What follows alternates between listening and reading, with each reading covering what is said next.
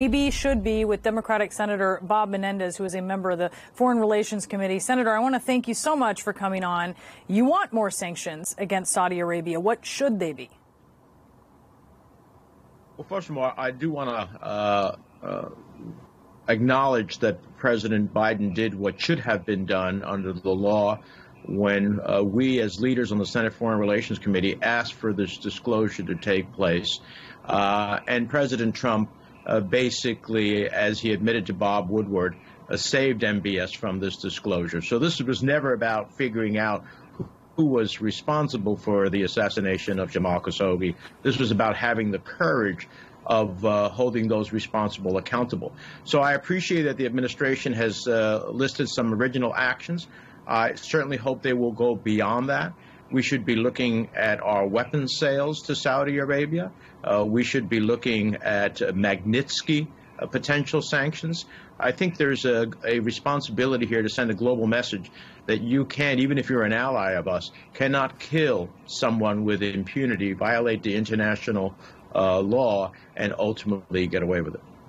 How do you balance, how should the U.S. balance the relationship with Saudi Arabia, a key ally, and the fact that Saudi Arabia, MBS, did something despicable here that was so organized and, so involved?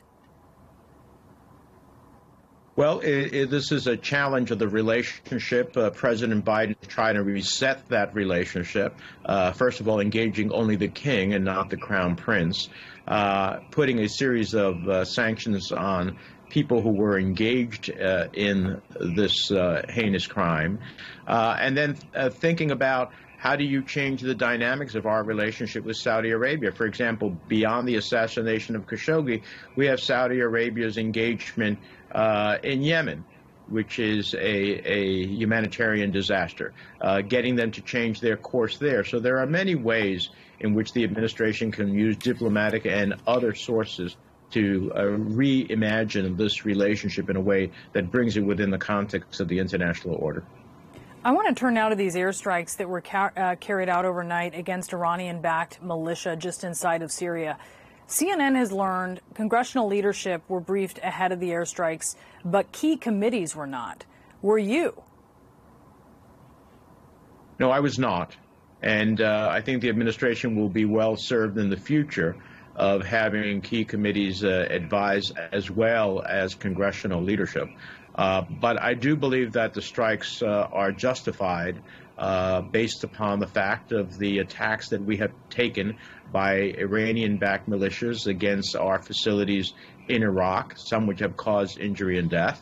And it is a targeted strike in a way that sends a very clear message that you cannot hit our soldiers and our facilities with impunity and not face a consequence. Do you know why you weren't briefed? Have you registered this concern with the administration? We have, but I'm not sure exactly whether it's the beginning of having the first experience in such a process or there was some failure, but hopefully we won't have that again. All right. We will be tracking that along with you. Senator Menendez, thank you so much for being with us today. Thank you. Good to be with you. Oh, actually, sir, I'm going to bring you back in. I want to talk. I actually want to talk about the COVID relief bill with you. So pardon me for not mentioning that. Right now, this is something that is going to go before the House. It is expected to pass. And then, of course, the next stop will be the Senate. So you've got a $1.9 trillion package. It is huge. It is not going to include this $15 minimum wage proposal. Senator Schumer met with moderates in the party yesterday to discuss what they need to be on board. Does this have the votes in the Senate? Oh, I believe that at the end of the day, it will have the votes in the Senate. It is needed by the American people. We have too many people still unemployed in the millions. We have a looming deadline in March with the end of unemployment compensation benefits. We have too many people who are on the verge of losing their homes or their apartments. We need the resources to accelerate the president's efforts on vaccines and its distribution. And so this is essential. I was in the Senate when we failed to robustly respond to the Great Recession. That caused heartache and economic consequences to American families for years after it should have. Being robust and responsive to the needs of the American people, getting ahead of this pandemic finally, and beginning to help people out in the economy, I think will robustly turn things around. And so I think my colleagues, as disappointed as we are that the $15 minimum wage is not within the bill that we may ultimately vote on, understand the importance and the fierce urgency of now. Is there another way to take that up? There's a lot of possibilities being considered right now. Is there another way for Congress to deal with that, whether it's an amendment to this bill or something else? Well, I think that there is a series of considerations underway, whether you rework the language in a way that might make it eligible. The parliamentarian might find it eligible under reconciliation. And so we'll look to see whether or not we can successfully come up with such an effort. But at the end of the day, we're going to, one way or the other, raise the minimum wage. Even our Republican colleagues finally admit that the minimum wage as it exists is just too low.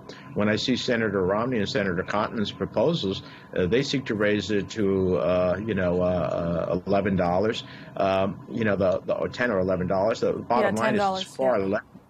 $10. It's far less than, for example, Senator Cotton's home state of Arkansas, and it's far less than deep red states like Florida.